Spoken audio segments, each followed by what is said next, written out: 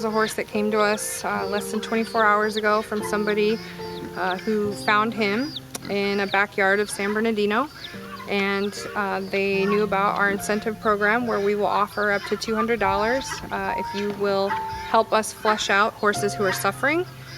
This guy is at least into his 20s, and as you can see, he's got a gross abnormality to his front left leg. Our veterinarian has said that it's likely a sesamoid fracture that is several years old. So this poor horse has been living his life on an old fracture for literally years. And this is the program that is so vital to the horses of Southern California because this happens every week. We get multiple horses every week in this shape or worse. And this is why we're bullied. This is why we are currently being vilified. Who's going to speak for these animals? Who's going to say that enough is enough, that we're gonna put our foot down and stop your suffering? The other rescues are too afraid to do it because they don't want the backlash that we're currently getting. But what else happens to this poor horse? He would have stood there for years to come if our program didn't exist.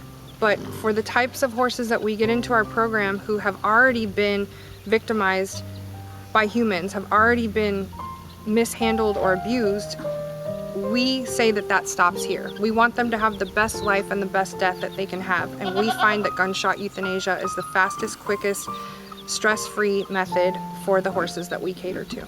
It's just easier and less stress on them. It's quick, it's instantaneous. They have no idea.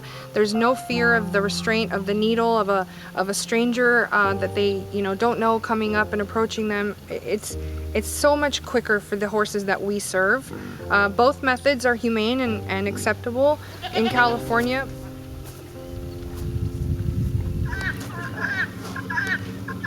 I just try not to sensationalize death. This is very personal and sacred to me that I get to bless this guy with an end to his pain. I try to be very zen with the horse and make sure that the environment is as well for them. Come on, I know. You're almost there, pal. You know, the unfortunate thing is I have a rule that no other horses can see it. So I wish I could find a way to do it where he didn't have to walk, but then other horses see it. So the injection that we gave him is gonna make him a little sleepy, just like you and I if we got pain relief and intravenously.